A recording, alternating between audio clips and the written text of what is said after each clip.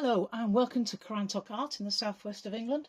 This is Penny Potter and this is the first of a series of short videos that's going to show you how to do some of the effects that I've done on my witch's house, which of course you don't have to do on my particular sculpture. You can do it on any sculpture, but this will give you some ideas. And we're going to start off with looking at the shingles that I've done on the roof. Now there's all sorts of different ways to do roof tiles, but I wanted to give it that sort of wooden effect of American shingles and make it look a bit more rough and rugged. So I'm going to show you how to do it. So down here I've got a piece of clay which I've already prepared and rolled it out. This is a piece of stoneware clay because that's what I work in. And the first thing to do is to just mark out your lines. Now I actually did do this in situ, so when I actually made this house I put the roof on and then I carved it, and that's what I would recommend you do. You're less likely to mess it up as you put it together otherwise, but for the demonstration purposes I'm just going to work on this flat slab down here. So what you do is you mark out some lines, and I've got my good old faithful lollipop stick here.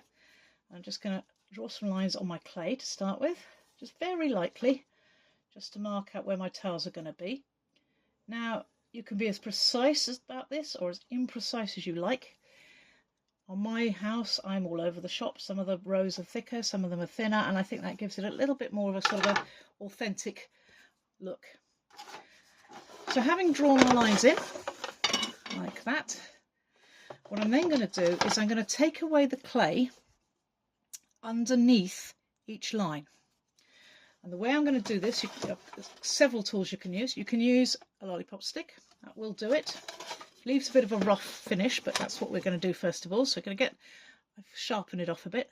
So I'm just going to get under there and I'm just going to scrape that clay back under there. And you see the trouble with doing this is it does tend to leave bits of clay behind. So we just get rid of that. And I'm going to use the back of the lollipop stick then just to press down again under that, make it a bit deeper and a bit smoother. Now the nice thing about using a stick like this is it's usually, by this point when I've used them a lot, the wood is starting to get a bit rough, which leaves quite a nice sort of finish. So that's one way of doing it, like that. Another way is you could use one of these types of tools. Again, this actually then will actually cut the clay away better than a lollipop stick. So you dig it in under there and you cut the clay away like that. So that's another way of doing it. And again, you can smooth it either with your finger, stick or whatever. So you've got that overhang of the tile. Or one of my favourite tools is this little fella, which you can get off Amazon.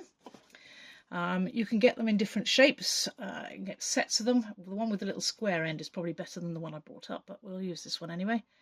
And again, we just cut away under the tile above like that. So it doesn't really matter which one you use, as long as you take away a bit of that clay. And let's just smooth it in. So what we're aiming to do is to basically create an effect of tiles overlying each other on the top here. Then what I'm going to do is I'm going to get my knife. At this point I'm just going to mark where the tiles are going to go. So we'll draw some lines in like that. And again, if you want to be really scientific about this, you can measure them. On an old building like my witch's cottage here, I'm not too bothered about whether they're even or not. And then we draw the second layer, staggering them like you would on a real house. And then the same again down here. You see that already it's starting to look a bit more like a tiled roof.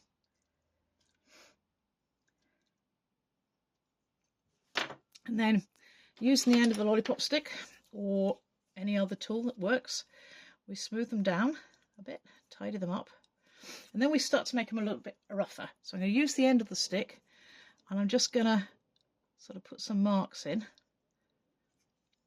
Now again, some tools are better than others. If it's a really nice sharp stick, that would work better than this one because this one's a bit tired. You sort of see where it overhangs, we sort of add some cracks to it, like it's been around for a while. that. Or if you've got a tool like this, again, this has got a nice sharp end on it. You could use your knife as well to do this, but equally well you can do this, just to sort of, again, add some texture to it. Like that.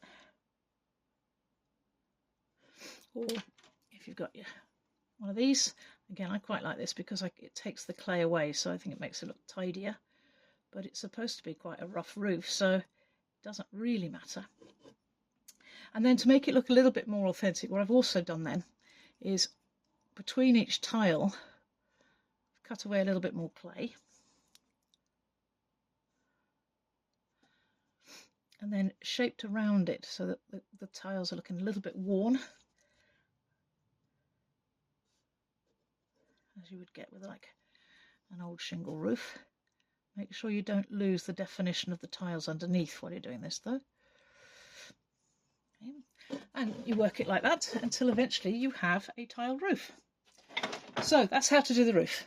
Okay, thanks for watching. Bye.